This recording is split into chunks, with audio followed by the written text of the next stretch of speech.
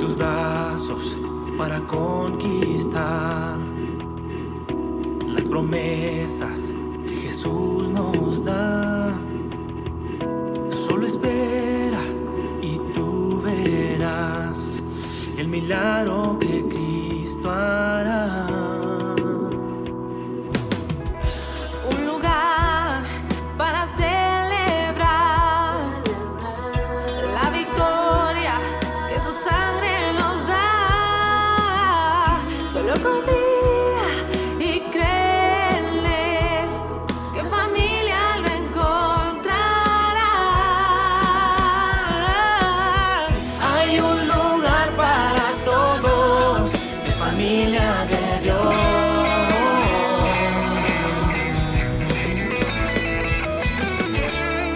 En familia de Dios.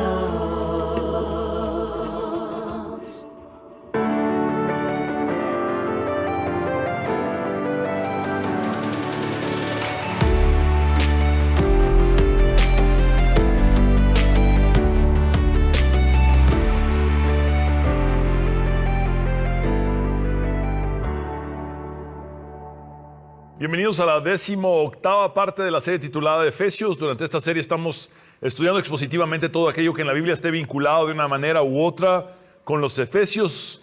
Nuestro punto de partida ha sido el libro de los Hechos en el cual nos encontramos actualmente, ya que es en este libro que hallamos la precuela, la plantación, el desarrollo y la consolidación de la iglesia de Éfeso. Pronto terminaremos nuestro estudio en el libro de los Hechos y luego nos adentraremos en la carta del apóstol Pablo a los Efesios.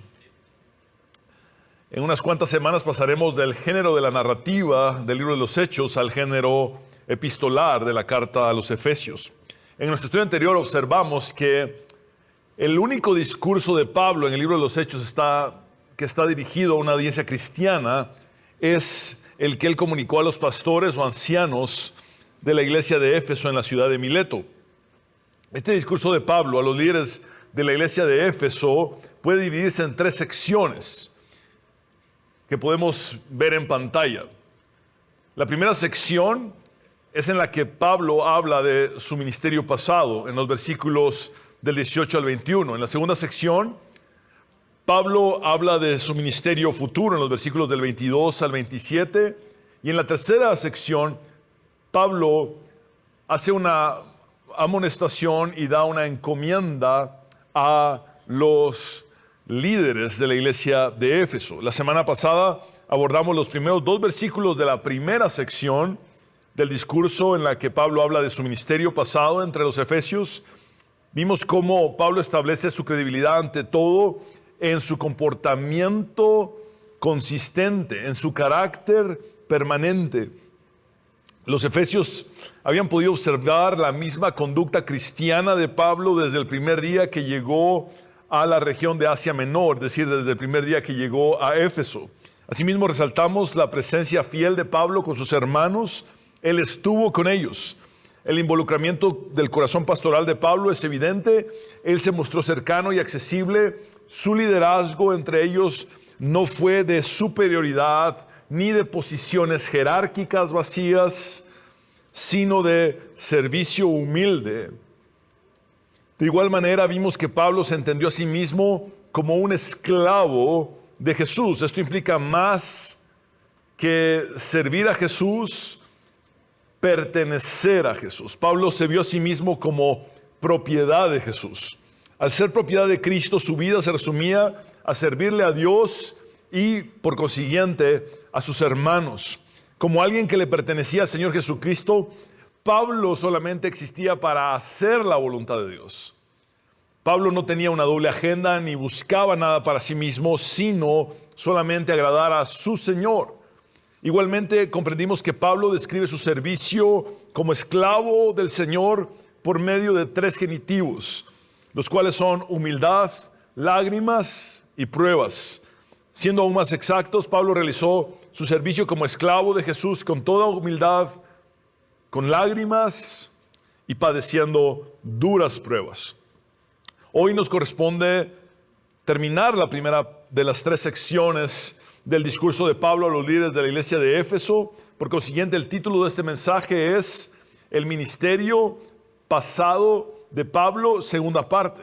Recordemos que la primera sección del discurso de Pablo está comprendida de 4 versículos. En nuestro estudio anterior vimos los primeros 2 y hoy nos corresponden los siguientes 2 versículos.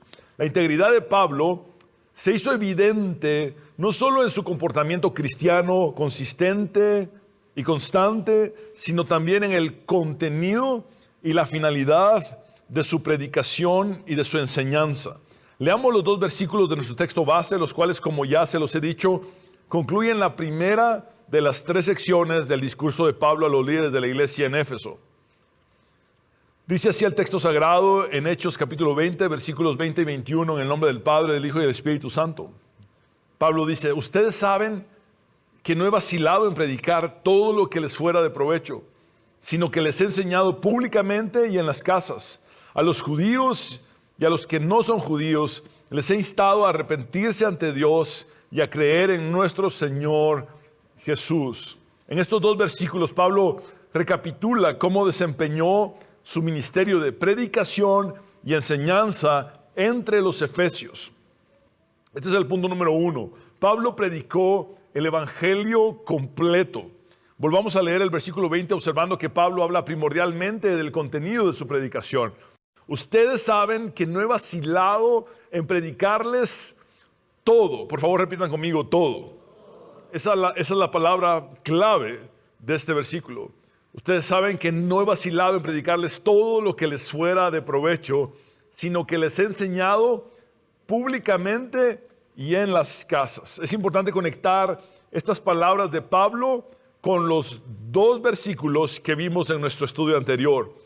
Recordemos que Pablo se entendió a sí mismo como un esclavo de Jesús y que al servir a su Señor le sirvió por extensión a sus hermanos en la fe con toda humildad. Pablo comprendió a la predicación y a la enseñanza como actos de servicio a Dios y a los demás. Ciertamente el compendio del Nuevo Testamento apoya el hecho de que la proclamación se realice bajo la bandera del servicio. Entonces, al verse a sí mismo como un esclavo de Jesús y al mismo tiempo al ver a la predicación y la enseñanza como actos de servicio, Pablo proclamó fielmente no su propio mensaje, sino el mensaje de su Señor Jesús. Pablo sabía que el contenido tanto de su predicación como de su enseñanza no lo determinaba a él como esclavo, sino Jesús como su Señor. Y por consiguiente, no podía callar nada de lo que su Señor le había enviado a proclamar. Esto nos lleva al siguiente principio relevante. Mientras más ego exista en el predicador o maestro, mayor será el entorpecimiento, la distorsión y la dilución del mensaje. Por consiguiente, mientras más aplacado esté el ego, más fiel será el mensaje comunicado. John Stott dijo pertinentemente que mientras menos el predicador se coloque entre la palabra y el oyente, es mejor. La peor interferencia entre la palabra de Dios y la audiencia es el ego del predicador o maestro. Al ser esclavo de Jesús, al pertenecer, existir y hacer todo para Jesús y su gloria, Pablo no tenía un discurso propio, sino que se consagró a comunicar fielmente la totalidad del mensaje que su Señor le había enviado a dar. En el sentido más puro, eso es lo que significa ser apóstol de Jesús. Charles Cranfield observa acertadamente que la palabra apóstol es esencialmente una palabra sumamente humilde, porque no dirige la atención al apóstol, sino a aquel de quien es apóstol. No dirige la atención al enviado, sino a aquel que lo envía. La jerarquización enfermiza del término apóstol que se ha hecho en nuestros días ha pervertido y depravado el concepto del servicio cristiano. Henry y Richard Blackaby observan que la dictadura espiritual suele ser la forma más opresiva de tiranía. Barbara Orlowski, en su libro Spiritual Abuse Recovery, recuperación del abuso espiritual, dice: algunos líderes han desarrollado una imagen retorcida de la iglesia. Una vez que los líderes se colocan en la cima de una jerarquía eclesiástica, pueden difundir la creencia errónea de la cobertura espiritual que les sirve como una herramienta de control. La cobertura espiritual tiende a ser una herramienta de dominación despótica. Es básicamente fomentar la superstición por medio de manipulación, haciéndoles creer a las personas lo siguiente: si estás bajo mi cobertura espiritual, hermano, te va a ir bien, vas a ser prosperado, tu familia va a estar segura. Si estás bajo mi cobertura, vas a estar bajo bendición, hermano. Dios te va a bendecir. Pero si te vas de mi cobertura, el coco te va a comer. Vas a estar bajo maldición, Dios va a destruir tu familia, vas a quebrar en tu empresa. Eso, mis amados hermanos, es de lo más bajo que existe. Y es tiempo de que la iglesia abra sus ojos. En algún momento la gente creyó en las indulgencias y pensaron con miedo: ay sí, en el momento en el que la moneda caiga en la cajuela, el alma de mi difunto familiar al cielo vuela. Mucha gente creyó y vivió ese absurdo.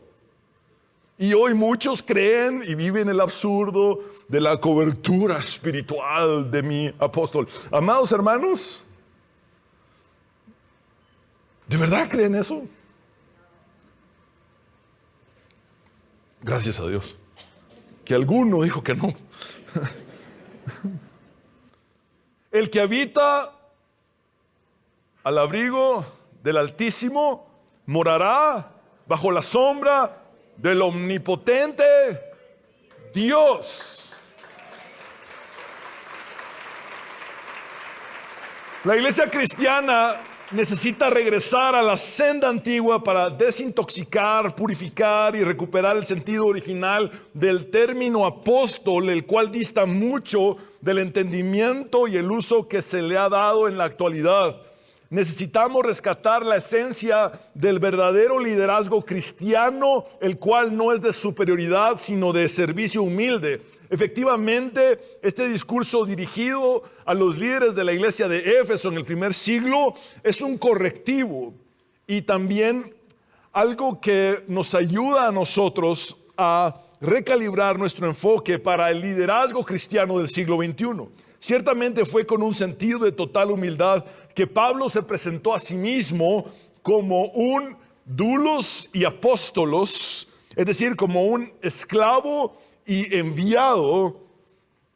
Por ejemplo, en el primer versículo de la carta a Tito, Pablo se presenta de esta manera. Leamos dicho texto en la Nueva Traducción Viviente, donde se hace más evidente esto. Yo, Pablo, esclavo de Dios y apóstol o enviado de Jesucristo, escribo esta carta. Fui enviado para proclamar fe a los que Dios ha elegido y para enseñarles a conocer la verdad que les muestra cómo vivir una vida dedicada a Dios. ¿Notan esta combinación de esclavo y enviado?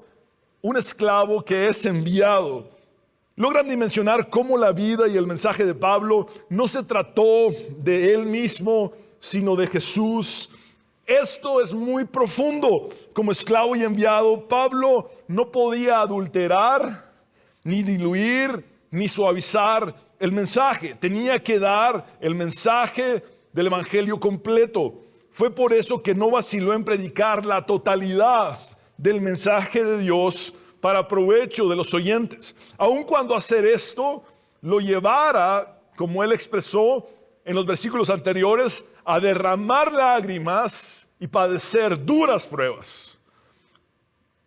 El esclavo y enviado debía comunicar fielmente el mensaje completo de su Señor a toda costa, estando dispuesto a sufrir todo tipo de consecuencias, desde ser apedreado, apaleado, azotado, puesto en prisión hasta sufrir un motín o disturbio en su contra y un complot para asesinarlo, incluyendo el veredicto de una sentencia a la pena de muerte.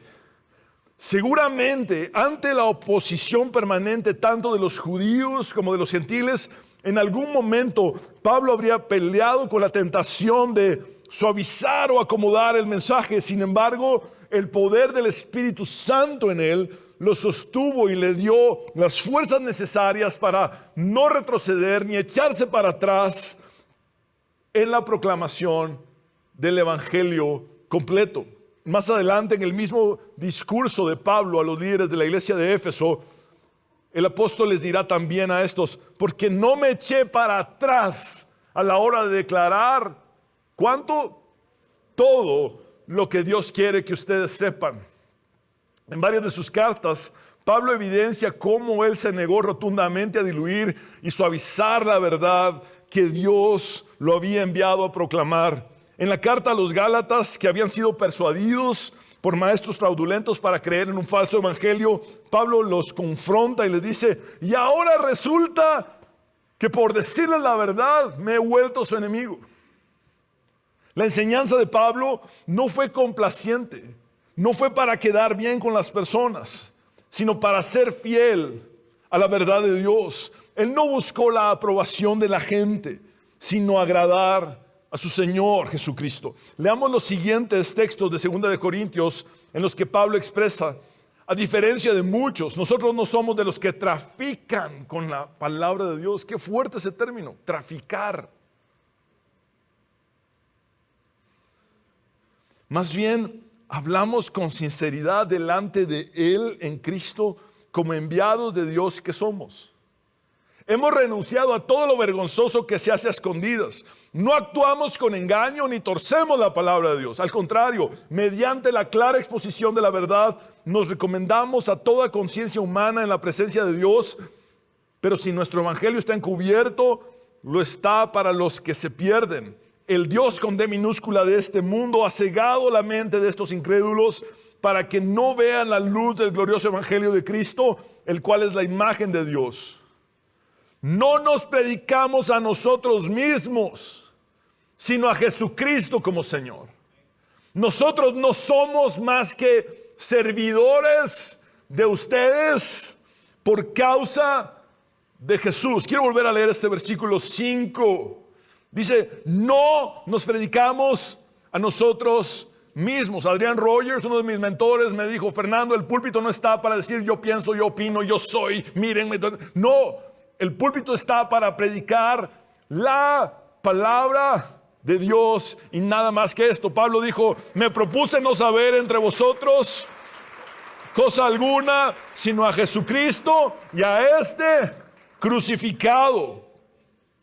Y luego Pablo dice: nosotros no somos más que servidores de ustedes por la causa de Jesús. Es decir, no piensen de nosotros más de lo que somos. No estamos aquí para figurar, ni para que se nos rinda culto a nuestra personalidad. Estamos aquí para ser siervos de nuestros hermanos. Es para eso que enseñamos el evangelio, es para eso que predicamos y proclamamos la verdad de Dios, para servir a nuestros hermanos. Somos simplemente servidores y no somos más que eso. Observen que el predicador y el maestro de la palabra no es más que eso.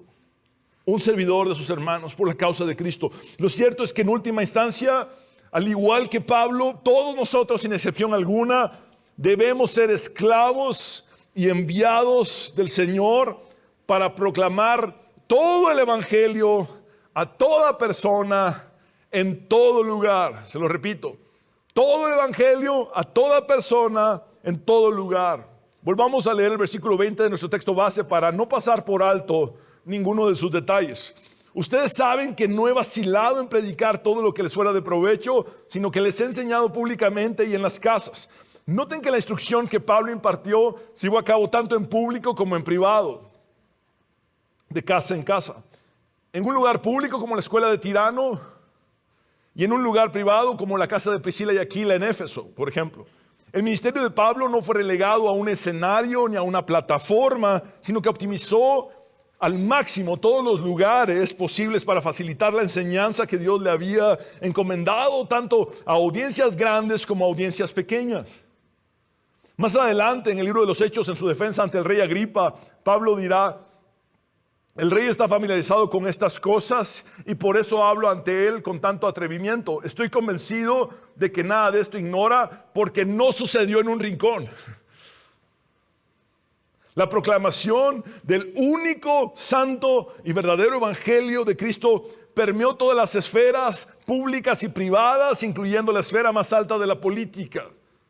Esto nos lleva a plantearnos el siguiente principio: como esclavos y enviados de Jesús, no debemos relegar nuestra proclamación al círculo de la iglesia, sino testificar a la sociedad en general. Proclamamos el mensaje de Dios en público y de casa en casa. El pacto de Lausana, elaborado sustancialmente por el teólogo John Stott, incluye la frase: la evangelización requiere que toda la iglesia lleve todo el evangelio a todo el mundo. Por favor, quiero resaltar los tres todo de esta frase o enunciado: que toda la iglesia lleve ¿cuánto del evangelio? Todo el evangelio a todo el mundo. La misión de Dios es para toda la iglesia. Eso te incluye a ti. Todos compartimos la misión de llevar no una parte del evangelio, ni un evangelio diluido, sino la totalidad del evangelio, todo el evangelio, a todo el mundo. Tanto dentro como fuera de la iglesia, tanto públicamente como en lo privado. Es nuestro Señor Jesús quien nos sigue diciendo hasta el día de hoy: vayan por todo el mundo y prediquen el evangelio a toda criatura. ¿Estás dispuesto a proclamar el evangelio a todas las personas como un acto de servicio a Dios y al prójimo, cueste lo que cueste? ¿Estás dispuesto a sufrir las consecuencias de no suavizar ni diluir el mensaje y permanecer firme en la verdad de Dios? Este es el punto número 2 y final. Pablo hizo el llamado al arrepentimiento y a la fe.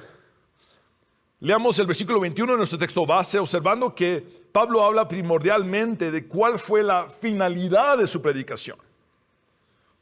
El contenido de su predicación es todo el evangelio. Ahora, la finalidad de su predicación está aquí. A los judíos y a los que no son judíos les he instado a arrepentirse ante Dios y creer en nuestro Señor Jesús. En el versículo anterior, es decir, en el versículo 20, Pablo habló de los lugares en los que había ministrado, tanto en público como de casa en casa. Ahora aquí en el versículo 21, Pablo identifica a la audiencia que estuvo tanto en público como en cada una de las casas. Esta audiencia estaba integrada por judíos y no judíos. Es decir, básicamente, Pablo proclamó el evangelio a todos, sin hacer acepción de personas, en todos los sitios, sin hacer acepción de lugares. En realidad, no hay un mal lugar para enseñar el evangelio y todos necesitan el evangelio. La semana anterior vimos que el comportamiento de Pablo fue consistente y constante, mostrando así su carácter cristiano permanente. Ahora observamos que el mensaje que él predicó también fue consistente y constante, sin importar el lugar o la audiencia. Es decir, Pablo, sin hacer acepción de personas ni de lugares, hizo exactamente el mismo llamado. Vuélvanse a Dios en arrepentimiento y crean en el Señor Jesús. Vuélvanse a Dios en arrepentimiento y crean en el Señor Jesús. En los tiempos actuales, una parte considerable de la iglesia ha desviado su mensaje a la complacencia de la audiencia con terapias motivacionales y psicológicas, con temas trillados y vacíos como consejos prácticos para ser feliz, rico y exitoso en este mundo caído. Y no estoy diciendo en lo absoluto que Dios no pueda prosperarnos y bendecirnos. Por supuesto que lo puede hacer. Claro que Dios lo hace.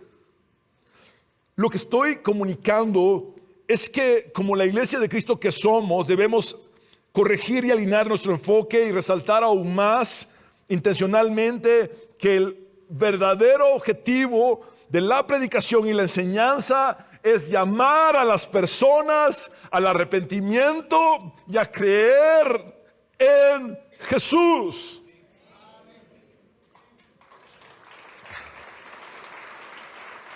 En la invitación al arrepentimiento y a la fe están presentes las advertencias de la muerte y la condenación eterna, así como la comprensión de que no hay salvación por buenas obras, sino solamente mediante el arrepentimiento del pecado y la fe en Jesús, quien con su muerte expiatoria perdonó nuestros pecados, transgresiones, iniquidades, faltas y deudas, y nos limpió de nuestra inmundicia y nuestra maldad, y quien venció a la muerte con su resurrección al tercer día, dándonos así salvación y vida eterna.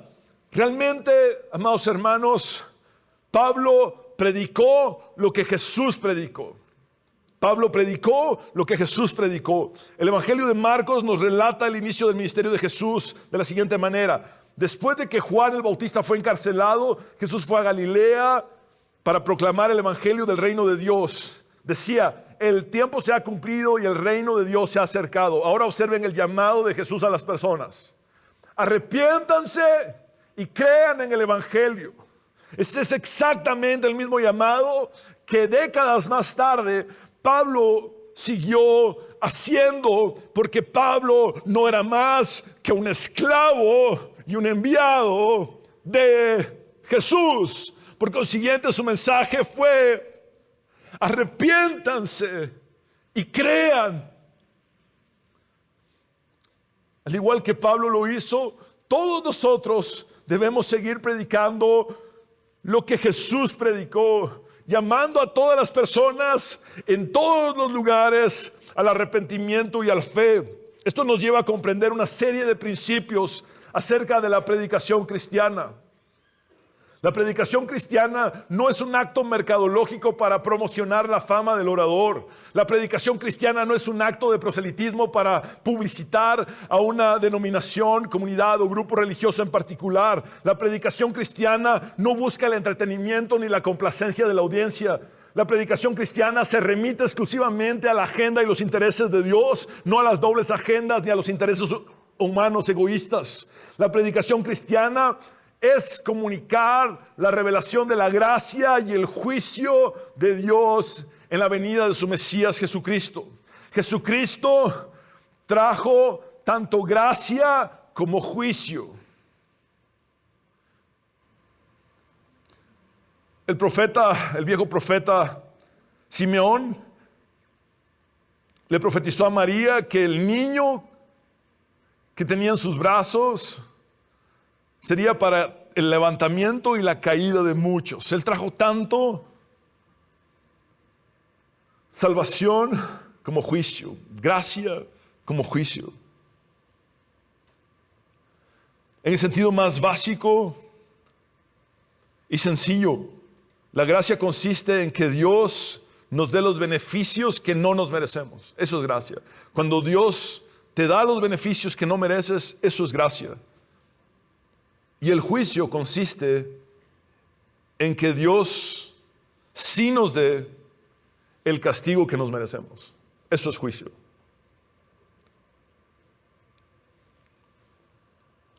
Es debido a esta combinación de gracia y juicio que la única respuesta válida para el Evangelio es arrepentirse y creer. Al arrepentirnos y creer en Jesús, recibimos la gracia de Dios y somos librados de las consecuencias eternamente devastadoras del juicio divino, de la ira de Dios. Esto es debido al sacrificio expiatorio de Jesús en la cruz del Calvario. Expiatorio significa que Jesús no solamente murió por nosotros, sino que además Él tomó nuestro lugar en esa cruz. Él cargó sobre Él el castigo que tú y yo nos merecemos. Las buenas noticias del Evangelio incluyen el hecho de que hay paz del otro lado del juicio para los que estamos en Cristo, los que nos hemos arrepentido y creído en Jesús. El Mesías, el Cordero de Dios que ha quitado nuestro pecado. Pablo les escribió a los Efesios: porque por gracia ustedes han sido salvados mediante la fe. Esto no procede de ustedes, sino que es el regalo de Dios, y no por obras, para que nadie se jacte o gloríe. Es por todo esto que la finalidad de la predicación cristiana no ha variado en 2000 años, ya que sigue siendo decirle a todas las personas en todo lugar: vuélvanse a Dios en arrepentimiento y tengan fe en el Señor Jesucristo. Quiero terminar la predicación respondiendo bíblicamente a dos preguntas fundamentales. La primera es: ¿qué es arrepentimiento? Y la segunda: ¿qué significa creer o tener fe en Jesús? Abordemos la primera pregunta. ¿Qué es arrepentimiento? En la cosmovisión hebrea del Antiguo Testamento, el arrepentimiento está representado principalmente en el verbo hebreo shuv, cuya traducción más literal es regresar, retornar, volver a Dios. Deuteronomio 3, 2 al 3 retrata esto. Si vuelves, este es el término hebreo shuv, si vuelves al Señor tu Dios y lo obedeces, tú y tus hijos, de todo corazón y con toda el alma, de acuerdo a todo lo que yo te mando hoy, entonces el Señor te rescatará. Bíblicamente, el arrepentimiento es más que sentir dolor. El arrepentimiento es más que sentir remordimiento. Es más que sentir tristeza o hacer duelo por nuestros pecados. El arrepentimiento es mucho más que cambiar de opinión o incluso más que un cambio de mentalidad. El arrepentimiento requiere además de dos pasos imprescindibles. El primero es abandonar el pecado y el segundo es hacer un giro drástico en dirección a Dios. Eso es arrepentimiento. El arrepentimiento requiere cambiar el rumbo y volver a Dios radicalmente. Esto implica una experiencia en la que una persona reconoce a Dios como el todo de su existencia. Esto nos lleva a comprender el siguiente principio: el arrepentimiento involucra tanto el alejamiento del pecado como el acercamiento a Dios. Y quiero ser claro con esto, porque muchas personas se han autoengañado. Piensan que por sentir dolor por haber pecado, están arrepentidos. Y eso no es cierto. Solo sienten dolor.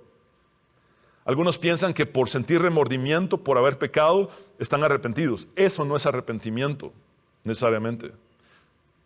Algunos piensan que por sentir tristeza después de haber fallado, ya están arrepentidos. Y eso no es arrepentimiento. Arrepentimiento es, además de sentir dolor, remordimiento y tristeza o culpa, alejarse del pecado para acercarse a Dios. Entonces, si te quedas solo en la fase de emociones, no te has arrepentido. Sentir dolor y seguir pecando no es arrepentimiento. Sentir remordimiento y seguir pecando no es arrepentimiento. Arrepentimiento es una decisión radical de abandonar el pecado y de regresar, retornar, volver a Dios. Eso es arrepentimiento. Por eso la pregunta es: ¿te has arrepentido verdaderamente? ¿Has experimentado el verdadero arrepentimiento? Abordemos la segunda y última pregunta fundamental. ¿Qué significa creer o tener fe en Jesús? La fe salvadora es más que conocimiento mental. Es más que asentimiento intelectual. Es más que una convicción personal. Aún los demonios tiemblan y creen. Ahora, no por creer de esa manera los demonios son salvos.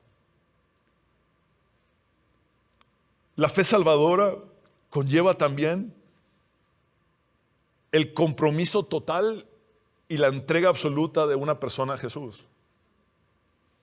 Creer es rendir todo lo que soy y lo que tengo a Jesús. Creer es negarme a mí mismo, tomar la cruz y seguir a Jesús. Creer es rendir mi voluntad a la voluntad de Dios. Creer es confiar en Jesús para que Él se haga cargo de mi pasado, perdonando mis pecados y limpiándome de mi maldad. Creer es confiar en Jesús para que Él se haga cargo de mi presente, dándome propósito y sentido. Creer es confiar en Jesús para que Él se haga cargo de mi futuro, dándome dirección y destino. No solo mi vida terrenal está en sus manos, mi eternidad está en sus manos. Eso es creer. Bíblicamente, creer sin obedecer no es fe, mientras que creer y obedecer sí es fe. Si bien la salvación no es por obras, sino por medio de la fe en Jesús, lo cierto es que la fe verdadera siempre, siempre, siempre nos conducirá a la obediencia. La fe viva manifiesta obras que agradan a Dios, mientras que la fe muerta no. Santiago lo dice de la siguiente manera: hermanos míos, ¿de qué aprovechará si alguno dice que tiene fe y no tiene obras? ¿Podrá la fe salvarle? La fe, si no tiene obras, es muerta en sí misma. La Biblia a menudo utiliza las palabras creer y obedecer indistintamente, enfatizando que la fe viva que Dios requiere de nosotros se expresa en obediencia a Él. El Evangelio de Juan en el capítulo 3, versículo 36 dice: el que cree en el Hijo tiene la vida eterna, pero el que desobedece al Hijo no sabrá lo que es esa vida, sino que permanecerá bajo el castigo de Dios. La lógica nos llevaría a pensar que las palabras escritas allí debieron haber sido: el que cree en el Hijo tiene vida eterna, pero el que no cree al Hijo no sabrá lo que es esa vida, sino que permanecerá bajo el castigo de Dios. Pero vean que no dice el que no cree, sino que dice el que desobedece. Este versículo presenta a la palabra cree y la palabra desobedece como antónimos. El que cree en el Hijo tiene vida eterna, pero el que desobedece al Hijo no sabrá lo que es esa vida, sino que permanecerá bajo el castigo de Dios. Observen que la vida eterna es para quien cree, pero no para quien desobedece. La desobediencia es incredulidad en sí misma que conduce al castigo eterno. En una sola palabra, infierno. La fe salvadora manifiesta el fruto de la obediencia a Dios. Entonces, de la misma manera en la que me puedo autoengañar creyendo que me he arrepentido solo porque siento dolor, tristeza y remordimiento y culpa, también me puedo engañar a mí mismo diciendo que creo si soy desobediente. Esa no es fe verdadera. Insisto en esto, bíblicamente, creer es obedecer y no creer es desobedecer.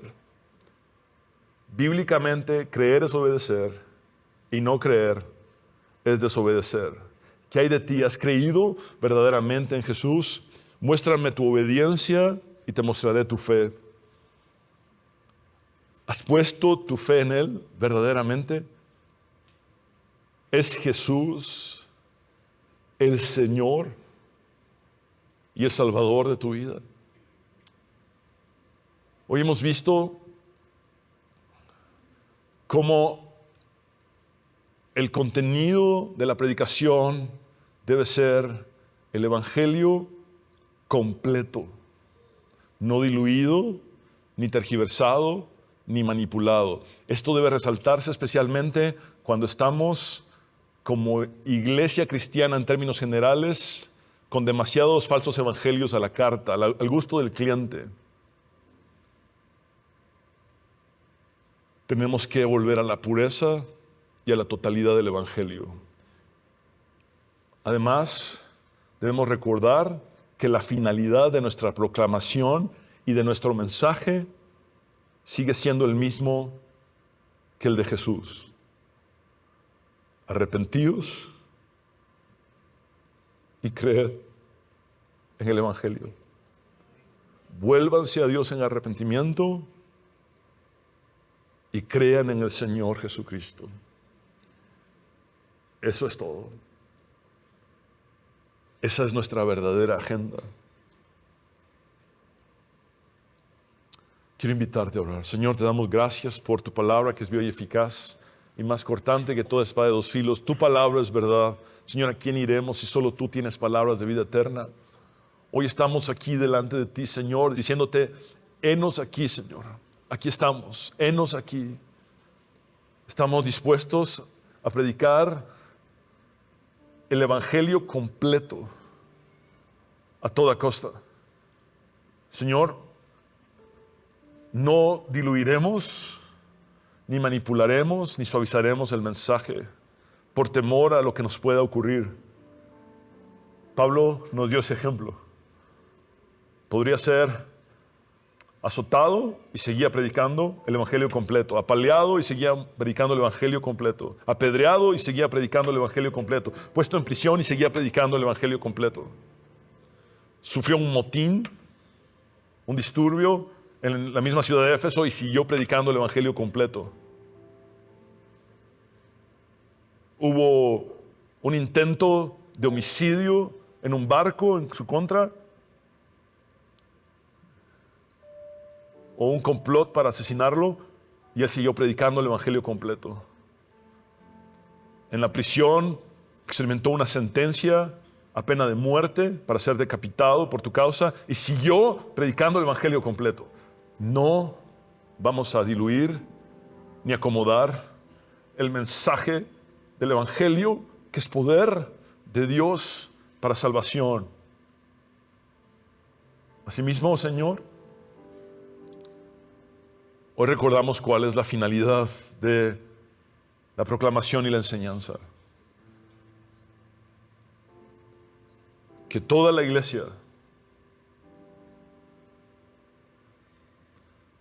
anuncie todo el evangelio a todo el mundo, haciendo esta invitación. Vuélvanse a Dios en arrepentimiento y crean en el Señor Jesucristo. No hay otro nombre bajo el cielo en el cual podamos ser salvos, sino solamente en Jesús. En ninguno otro hay salvación. A ti sea la gloria, Padre, Hijo y Espíritu Santo. Quiero hablar contigo, mi mujer, que necesitas entregar tu vida a Jesús. Haz esta oración de fe conmigo. Cree con tu corazón y confiesa con tus labios y dile a Dios como nunca antes has hablado con Él. Dile: Señor Jesús, sálvame. Reconozco que soy pecador, pero también sé que tú moriste en la cruz para perdonar mis pecados y limpiarme de mi inmundicia y de mi maldad. Sálvame, Jesús. Creo en tu resurrección al tercer día. Recibo el regalo de la vida eterna. Creo en ti, anhelo obedecerte. Transfórmame, cámbiame. Sé mi Señor y Salvador eternamente. Es en tu nombre, Jesús, el único nombre bajo el cielo en el cual podemos ser salvos, que hemos orado. Amén y amén. Abre tus brazos para conquistar las promesas que Jesús nos da. Solo espera y tú verás el milagro que Cristo hará.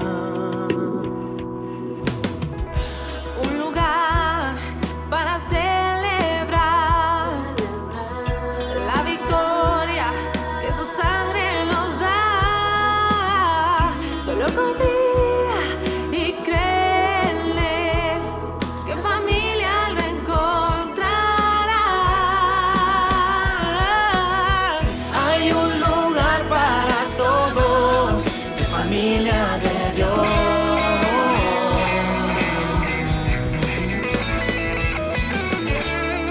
En familia de Dios.